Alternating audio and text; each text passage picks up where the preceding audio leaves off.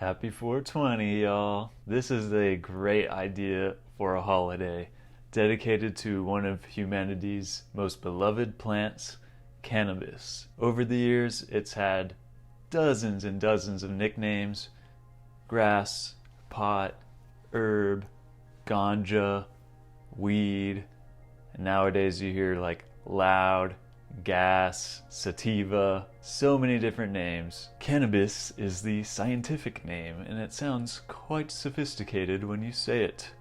But I prefer the term jazz cigarette. 420 is a legendary code word for weed, and now it's celebrated every April 20th. Stoners all around the world get really, really high. So we're going to get a little bit into the history of 420 and how it's celebrated today. And later in the video, we're going to be talking about the Sacral Chakra. Since every day this week we have the main theme of the day, and we're talking about a chakra every single day. So this is all going on the playlist. This is all part of Psychedelic week, so check out the last two videos if you're not sure what I'm talking about. We're going to have 7 days of hippie holidays and talking about the 7 different chakras and doing self-care relating to each one of those chakras. Before we get into this, I think I'm gonna need to get into the right headspace, if you know what I'm saying. So, 1 second. And we're back. The history of 420 begins in 1971, California. A group of students who were also athletes would meet up after school because they had heard rumors that there was a crop of weed growing in the forest somewhere. So they would meet after school at 4:20 p.m. and go and search for it. And of course, they would get high themselves before they went on their search. 420 became the code word so they could talk about it without their teachers or parents knowing what they were doing, which is kind of the origin behind a lot of nicknames for substances. The members of the group had connections to the band The Grateful Dead, so people started to use the term 420 in that community, and that's where it really caught on. The High Times magazine did a report about the history of 420 in the 90s, and that's when everything started to take off on a global scale. Now I gotta figure out how to talk when I'm getting cotton mouth. I know what the solution is. More. I'm committed to quality, so that's why I'm willing to make this sacrifice for you guys and get really high. Nowadays, 420 is celebrated every year, April 20th, or if you're a real stoner, every day at 4:20 p.m. The way that 420 is usually celebrated around the world is in the form of weed festivals. I've never been to one, but I've seen videos of huge crowds all smoking a lot of weed, smoking these hilariously huge joints and just being totally unnecessary. But if any of you, like me, have hung out with hardcore stoners, you know that unnecessary is the name of the game. Love my chick, and I don't work for nobody but you. Well, when my temperature rise, and then I go for her thighs, and then I say guacamole in my juice, guacamole in my juice. Hijo de la chingada! Is that a joint, man?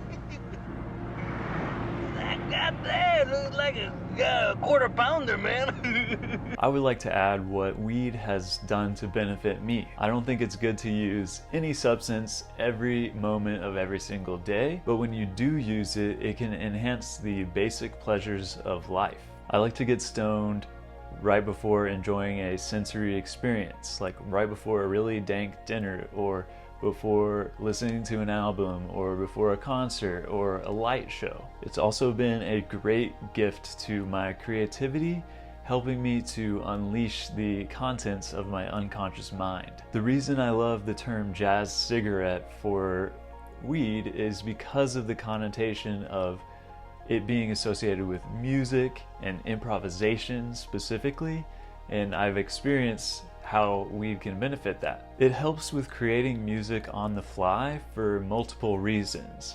The first reason, I think, is because of the altered mindset. It's like you get to look at your instrument from a new angle, and you're not as subject to your old habits and muscle memory. The other thing that I think helps with improvisation is the fact that you're just more relaxed. And I feel that creativity and especially music comes to you a lot better if you are nice and relaxed. And for us psychonauts, weed can be a good way to get back into the headspace of a trip after our trips. I notice it kind of fades with time, but to a certain extent after psychedelics, weed is never the same. It's kind of like a gateway back into the trippy realms. I did a whole video talking about if weed was psychedelic, so I'm going to put that in the description. Another thing that weed enhances for me is meditation. In Kundalini meditation, like the ones that I do, you visualize the chakras inside, and weed can really help with this visualization. And every once in a while, it will turn into a full-blown visionary experience. That brings us to the next segment of the video where we're going to be talking about the Sacral Chakra. It's the second chakra, about 1.5 inches or so below your belly button, and it's related to your emotions, your creativity, and sex. The color associated with this chakra is orange. And in the previous video, I was talking about this idea of chakras as circuits of our levels of evolution that's kind of just nested within the next level of our evolution. The way I see the sacral chakra is like the mammalian level of our existence, the part of us that's a mammal. So think of all the things that make us mammal, being warm-blooded and what it feels like to cuddle and nurture and be nurtured and feel that good feeling within groups, and the fact that we have an extremely prolonged childhood, so we take a really long time to grow, and that's all unique to our kind of animal in the kingdom of life. So that's all of the things that I associate with this chakra. It's also associated with an oceanic feeling of consciousness, like when you might be on the dance floor and you feel just like part of the crowd and you're just like this big ocean. I feel like being in a concert is a really good description of this oceanic consciousness. You feel like you belong to a whole, or like you're in some kind of womb, and you feel all the nice protected feelings that come with that. I actually have a recording that I did on guitar that I feel like represents the oceanic feeling of inhabiting this chakra. So I'm going to play that for you.